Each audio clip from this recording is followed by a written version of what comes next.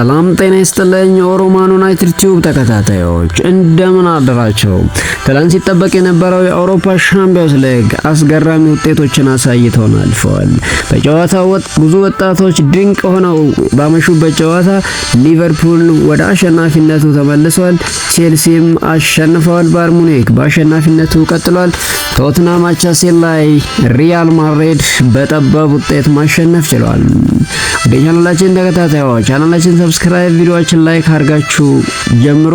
እስከ መጨረሻው አብራችሁ ነው። በቅድሚያም ወደ ትላንት ወደረጉ ጨዋታ ውጤቶች ስናልፍ ሊቨርፑልን ያስተናገደው ፍራንክፈርት 5-1 በሆነ ውጤት መጥቷል።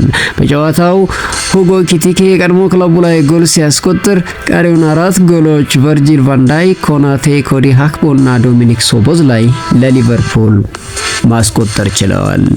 ሪያል ማድሪድ ጁቬንቱስን አስተናግዶ በጁድ ቤሊንግሃም ብቸኛ ጎል 1-0 በሆነ ውጤት ሲያሸንፍ፣ ቼልሲ በበኩሉ አያክስን 5-1 በሆነ ሰፊ ውጤት ማሸነፍ ችሏል።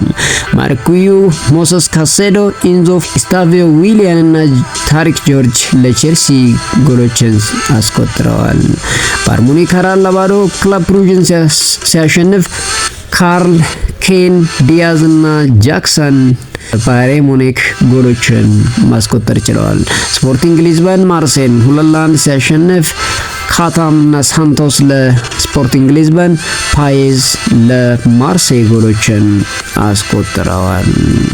ሰዎች ስለኛ የሚያወሩትን ንቀን መተው አለብን ይላል ቨርጂል ቫን ዳይክ። በምሽቱ ጨዋታ ኮከብ ተብሎ የተመረጠው የሊቨርፑል አምበል ቨርጂል ቫን ዳይክ ቡድናቸው ጥሩ ነገሮች ላይ እንደሚያተኩር ገልጿል። ቨርጂል ቫን ዳይክ በንግግሩም ዛሬ ያሸንፈናል፣ ለቀጣዩ የብሬንትፎርድ ጨዋታ ዝግጁ መሆን አለብን። ጥሩ ነገር ለመስራት ከፈለገን ሰዎች ስለኛ የሚያወሩትን ንቀን መተው፣ ስለ ቀጣዩ ጨዋታ ማሰብ አለብን ይላል። ባለፉት 4 ሽንፈቶች ብስጭት ይሰማኛል። ከዚህ በፊት እንደዚህ አይነት ነገሮች ተፈጥረው አናውቅም፣ ነገር ግን መቀበል አለብን ሲል ቨርጂል ቫን ዳይክ ይናገራል። በጨዋታው አሌክሳንደር አይዛክ እንዲሁም ጀርሚ ፍሪምፖንግ በጉዳት ተቀይረው ለመወጣት ተገደዋል። የሊቨርፑል የፊት መስመር ተጫዋች አሌክሳንደር አይዛክ ጉዳት እንዳጋጠመው አሰልጣኝ አርኔ ስሎት ተናግረዋል። ተጫዋቹ በእረፍት ሰዓት ተቀይሮ ለመውጣት የተገደደው በዚህ ምክንያት መሆኑን አሰልጣኙ አስረድተዋል። ተቀይሮ የወጣው የብሽሽት ጉዳት አጋጥሞት ነው፣ የከፋ እንደማይሆን ተስፋ እናደርጋለን ሲሉ አሰልጣኙ አስተያየታቸውን ሰጥተዋል። በሌላ በኩል አሰልጣኝ አርኔ ስሎት የመስመር ተጫዋቻቸው ጀርሚ ፍሪምፖንግ ለሳምንታት ከሜዳ እንደሚርቅ አረጋግጠዋል። ስለ ጨዋታው ያነሱት አርኔ ስሎት ማሸነፍ ነበረብን፣ ብዙ የግብ እድሎችን መፍጠርም ነበረብን፣ ዛሬ ያደረግነው ይሄንን ነው ብለዋል። ሪያል ማድሪድ ጁቬንቱስን 1-0 ሲያሸንፍ 1 ጎል ይገባን ነበር ይላል ኢጎር ቱዶር። የዩቬንቱስ አሰልጣኝ ኢጎር ቱዶር የምሽቱ ጨዋታ ፍትሃዊ አልነበረም ሲሉ ከጨዋታው በኋላ አስተያየታቸውን ሰጥተዋል። ጎል ማስቆጠር ይገባን ነበር ያሉት አሰልጣኙ እንዳለመታደል ሆኖ ምንም ነጥብ ሳንይዝ ወጥተናል ብለዋል። አሰልጣኝ ዣቪ አሎንሶ በበኩላቸው ከባድ ጨዋታ እንደሚሆን እናውቅ ነበር፣ በሁለተኛው አጋማሽ ተሻሽለናል ብለዋል። በማሸነፋቸው ደስተኞች መሆናቸውን የገለጡት አሰልጣኙ በእንደዚህ አይነት ወቅት የሚፈካ ድንቅ ግብ ጠባቂ ያለን ሲሉ ደጋቸውን አሞካሽተዋል። በተንታኝነት እያገለገለ የሚገኘው ቴሪ ሄነሪ የተመዘገበ ውጤት የጨዋታውን እንቅስቃሴ አያሳይም ሲል፣ ሚክ ሪቻርድስ በበኩሉ ሪያል ማድሪድ ብዙ ነገር ይጎለዋል፣ ጨዋታውን አሸንፈዋል፣ ነገር ግን የምናውቀው ሪያል ማድሪድ አይደለም ሲል ሀሳቡን ሰጥቷል። የስታቪዮ አሰልጣኝ በመሆን እድለኛ ነኝ ይላል ኤንዞ ማሬስካ።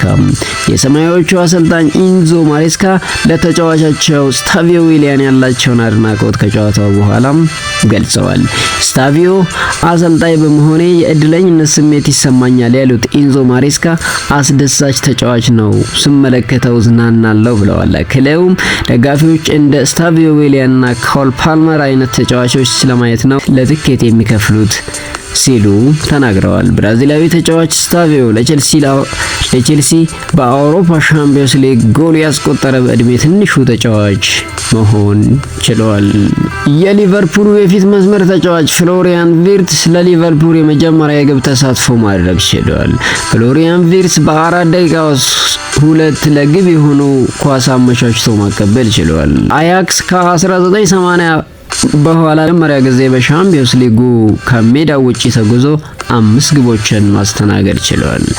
በቼልሲ በአውሮፓ ሻምፒዮንስ ሊግ ታሪክ በአንድ ጨዋታ 3 ታዳጊዎች ግብ ያስቆጠሩለት የመጀመሪያው ክለብ መሆን ችሏል። ባየር ሙኒክ 4-0 ሲያሸንፍ የመጀመሪያ ጎሉን ያስቆጠረው ሌናርት ካርል ታሪክ መስራት ችሏል። የ17 ዓመቱ ሌናርት ካርል ለባየር ሙኒክ የአውሮፓ ሻምፒዮንስ ሊግ ጎል ያስቆጠረ በእድሜ ትንሹ ተጫዋች መሆን ችሏል። ተጫዋቹ ከዚህ በፊት በጀማል ሙሲዬላ ተይዞ የነበረው ሪከርድ የግሉ ማድረግ ችሏል። ብዙ ሪከርድ በተሰባበረበት የትላንትና ጨዋታ የ17 ዓመቱ የባየር ሙኒክ ወጣት ተጫዋች ሌላ ታሪክ ሰርቷል። የ17 ዓመቱ ሌናርት ካርል ለባየር ሙኒክ የአውሮፓ ሻምፒዮንስ ሊግ ጎል ያስቆጠረ በእድሜ ትንሹ ተጫዋች በመሆን ሪከርዱን ይዟል። ተጫዋቹ ከዚህ በፊት በጀማል ሙሲዬላ ተይዞ የነበረው ሪከርድ የግሉ ማድረግ ችሏል። ከቼልሲ የተጫወተው አያክስ ከረጅም ዓመት በኋላ 5 ጎሎችን በማስተናገድ የተመለሰ ክለብ ሲሆን የአያክሱ ተጫዋች ኬኔት ታይለር ያየው ቀይ ካርድ የሳምንቱ 6ኛ የሻምፒዮንስ ሊግ ቀይ ካርድ ሆኖ መመዝገብ ችሏል። የሊቨርፑል የፊት መስመር ተጫዋች ሁጎ ኢኪቲኬ የቀድሞ ክለቡ ላይም ጎል አስቆጥሯል። ስታቪዮ ለቼልሲ ለአውሮፓ ሻምፒዮንስ ሊግ ጎል ያስቆጠረ በእድሜ ትንሹ ተጫዋች ሆኖ ሌላ ሪከርድ ይዟል። ብዙ ሪከርድ በተመዘገቡበት ጨዋታ ሊቨርፑል ሞሐመድ ሳላን በተከታታይ ጊዜ በተጠባባቂ ወንበር ላይ አድርጎ ጀምሯል።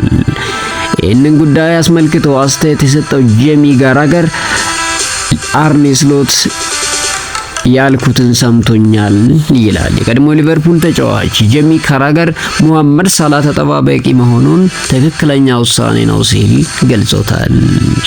ትላንት ምሽት ተናግሬያለሁ የሚለው ጄሚ ካራገር አሰልጣኝ እኛን እንደሚያዳምጡ አስመስሎታል ሲል ተናግሯል። ጄሚ ካራገር ትናንት ምሽት ሳላህ ጥሩ እየተጫወተ አይደለም፣ ታሪካዊ ተጫዋች ቢሆንም ቦታው እየተረጋገጠ ነው ብዬ አላስብም ብሎ ነበር። መሐመድ ሳላህ በሊቨርፑል ተጫዋችነት ጊዜው ለመጀመሪያ ጊዜ በ2 ተከታታይ ሻምፒዮንስ ሊግ ጨዋታ ተጠባባቂ ወንበር መሆን ችሏል። በመጨረሻም ባርሴሎና የአጋርነት ውል ፈርሟል። የካታላኑ ክለብ ባርሴሎና ከአሜሪካዊ ትራንስፖርት ሰጪ ተቋም ኡበር ጋር የአጋርነት ስምምነት ፈርሟል። ባርሴሎና ከተቋሙ ጋር የ3 ዓመታት ውል ሲፈርም በአመት 1 ሚሊዮን ዩሮ እንደሚያገኝ ተገልጿል። በስምምነቱ መሰረት ባርሴሎና የክለቡን ቀለማት የያዙ ኤሌክትሪክ ትራንስፖርት ሰጪ ተሽከርካሪዎች እንደሚሰማሩ ተነግሯል። በተጨማሪም ደጋፊዎች ወደ ካምፕ ኑ ስታዲየም ሲያመሩ በቂ የትራንስፖርት አቅርቦት እንደሚኖርም ተዘግቧል። ውድ ቻናላችን ተከታታዮች የሊቨርፑልን መሻሻል እንዴት ታዩታላችሁ? ቀጣይ በፕሪሚየር ሊግ ውስጥ ያሸንፋል ወይስ እንደለመደው ወደ ኋላ ይመለሳል? ሪያል ማድሪድ አሸንፏል። በቀጣይ በኤል ክላሲኮ በትላንትናው አቋም ከባርሴሎና ጋር የሚያደርገውን ጨዋታ ይወጣ ይሆን?